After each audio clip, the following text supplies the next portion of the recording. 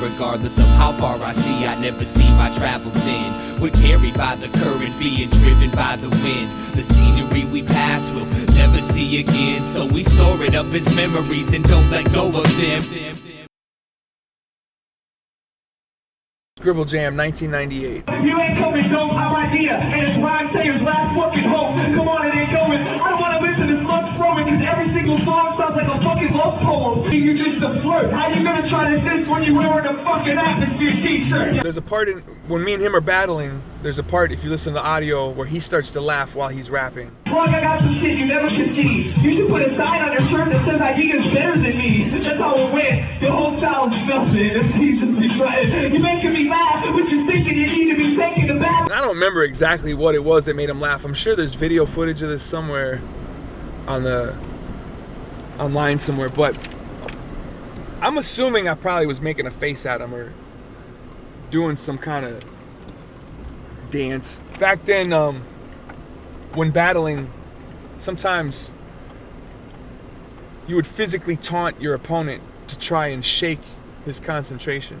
Battling outside of a club, if you get in your opponent's face and try to taunt him, you might get punched in the face. Hey yo, what? So what? The Blades battle was whack. I brought my game to their court. I bet you your bitch ass couldn't win a battle in New York.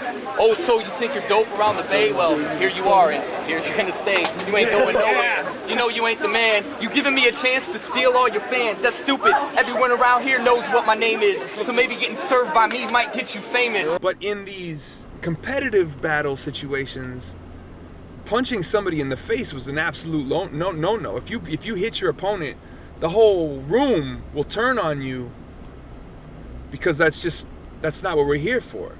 And so, as a reaction to having this freedom of not being punched in the face, we would become more disrespectful than we probably would have been had we battled out in front of the bar, you know. And you know, for me, battling was never this, like, I want to win and get the medal or the whatever the thing is they give you for being the best. I didn't care about that. I battled because of the exposure and because it was fun. I wanted to be entertaining. I wanted to make people laugh. I wanted to say things that made people laugh. Like, it was an extension of who I was as a kid, as some kind of class clown. I always wanted to make people laugh. Still to this day, I would rather make you laugh than have you say, oh man, I love the way you rhymed that with this, you know, like, really, I just want to be a comedian. We all do. There were certain ones of us that knew that battling was supposed to be fun, and that's what we went for. That's what we tried to do, was have fun first and foremost. Whether or not you win the battle, that doesn't matter. You're gonna remember me because I took my shirt off and drew on myself with a marker while you were rapping. You know what I mean? Here we are. It's Scribble. You're not Eminem. You should call yourself Skittle. No, I'm just joking. I'm trying to provoke it out of him. Everything that he's doing, everything that he's pursuing, everything that he's trying to get you in tune with, I brought it to you first. So fuck Sage Francis and fuck the fucking nurse that brought him to Earth. At that particular Scribble, 98, yeah, I beat Mikey. And then I went on to lose to a rapper named ADM. But there's no reason why I should have beat Mikey. Mikey was a much better battler than me, even then. But it was like whenever Mikey battled his friends, he didn't go for the throat like how he would when he battled complete strangers, you know? It's like, and I don't know if anybody else could ever tell, or if it was just me that knew, like, he didn't know how to be mean to his friends. Making it mama be like damn, Eyedea be the mama slumber. Pause it like a comma. I'ma bring you to you when I rap game. What the fuck's up? Every time you ride, you got the big neck game. He just couldn't be as mean and biting as he could be.